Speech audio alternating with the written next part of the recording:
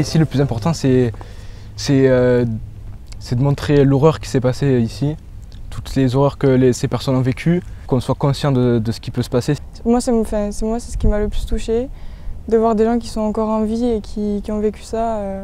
Je pense que c'est ce qui est le mieux au mémorial de Rivesaltes.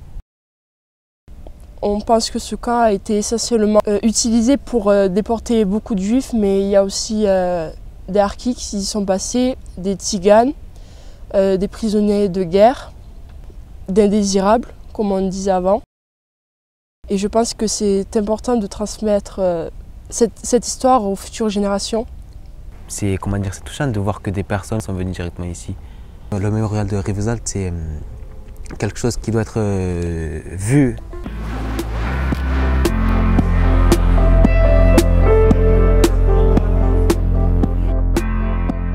Nous pensons que c'est vraiment important de transmettre aux jeunes générations que certaines populations ont été vraiment discriminées pour ce qu'elles étaient, pour les amener bien sûr à réfléchir à ce qui se passe autour d'eux aujourd'hui, aux conséquences de leurs actes dans leur future vie de citoyens.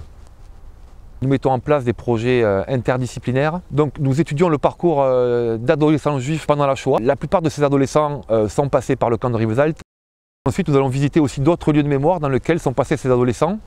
Troisième temps du projet, ce sont donc les travaux de restitution qui s'opèrent dans le cadre de l'écriture d'un journal scolaire et d'une exposition.